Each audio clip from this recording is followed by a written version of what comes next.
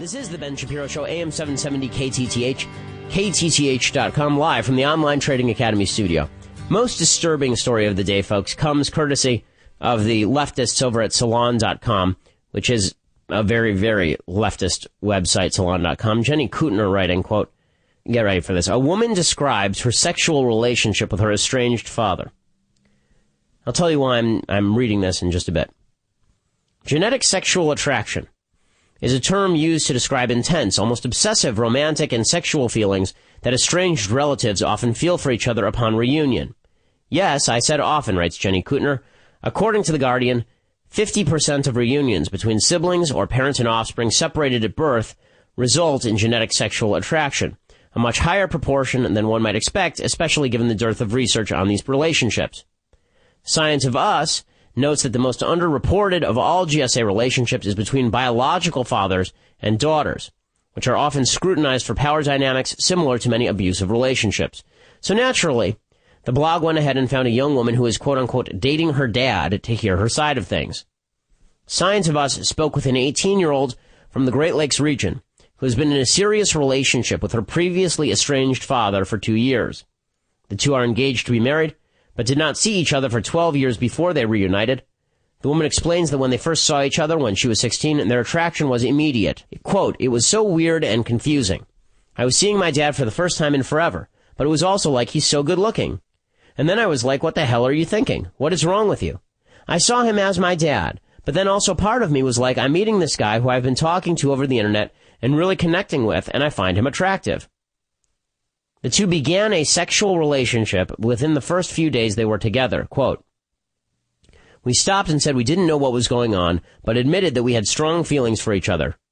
We discussed whether it was wrong, and then we kissed, and then we made out, and then we made love for the first time, and that was when I lost my virginity. When asked whether he knew that she was a virgin, she said, yes, I told him I wanted him to be the first person I made love to. We talked about how it could be awkward if it didn't end up working out. He also said that if I didn't feel comfortable at any point, I should tell him. And then, of course, she talks about how they had wonderful sex together, this woman and her father. The woman goes on to describe moving in with her father and his ex-partner, who is now their roommate, and how she must hide the relationship from her mother, who she says has not yet picked up on the fact that she and her dad are dating. As sensational as the whole interview might seem, it actually forces one to do some rigorous double-checking of one's own beliefs. And here's where we get into the interesting part of the leftist worldview, folks. The amoral worldview that suggests that no one can be judged so long as consent is the highest value. And for all those people who are same-sex marriage advocates out there, check your values at the door, my friends. If you believe that two men living together, having a loving relationship is just the same as a man and a woman, or two women doing the same is just the same as a man and a woman, then why not a father and a daughter?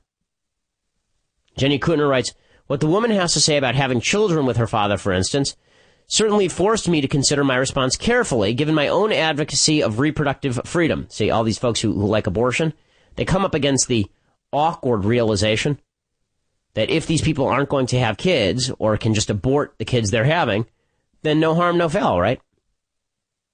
You're asked, do you worry about potential genetic problems associated with having kids with your biological father? Nope. I wouldn't risk having a kid if I thought it would be harmful. I've done my research. Everybody thinks that kids born in incestuous relationships will definitely have genetic problems, but that's not true. That happens when there's years of inbreeding, like with the royal family. Incest has been around as long as humans have. Everybody just needs to deal with it, as long as nobody's getting hurt or getting pressured or forced. There's so many people having kids who will be passing on health problems, people with diabetes or mental health issues or AIDS. My mom was allowed to have kids, and both her and her mom were bipolar. Oh, it's possible she's bipolar? Possibly. My research tells me the only real genetic risk is high blood pressure, which is controllable. I think people only worry about it because they look to the genetic problems that occurred when incest was happening generation upon generation. They say, well, look at King Henry VIII. But he was only a genetic mutant because they'd kept it in the family so long. This woman was asked, do you think you have something special that other couples don't? I think we have a better relationship than any couple I've met because our bond is so strong. I just feel so close to him and so in love with him. We are almost 2 years into the relationship, and I'm still head over heels with that first few weeks in love feeling. Everybody says we are the cutest couple they've ever seen. I took him to prom. So forget the fact that the father is a sexual predator. I mean, he is a sexual predator. He was gone for 12 years, so you assume that he probably left when she was perhaps 4 years old and came back when she was 16. So you assume he's at least 20 years older. So that means he's 36, she's 16. That's obviously being sexually predatory.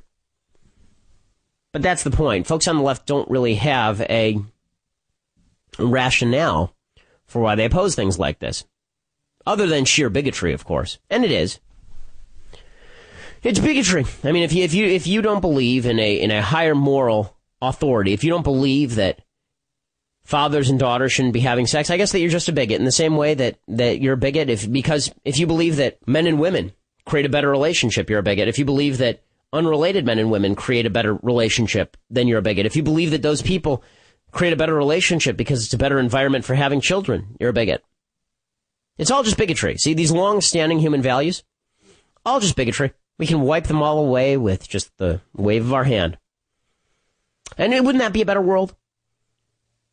A world in which you just get rid of offspring that have difficulties, a world in which we eugenically discard kids, a world in which fathers abuse their relationships with daughters to have sex with them, and daughters feel more loved.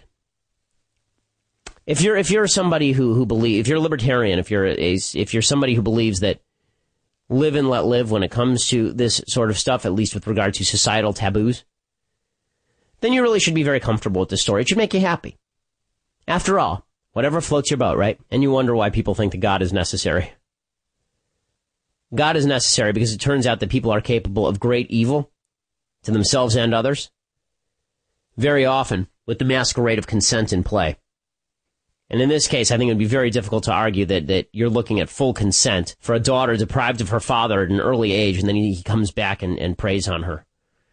It's just horrifying stuff. But welcome to the moral relativism world that we've created for ourselves.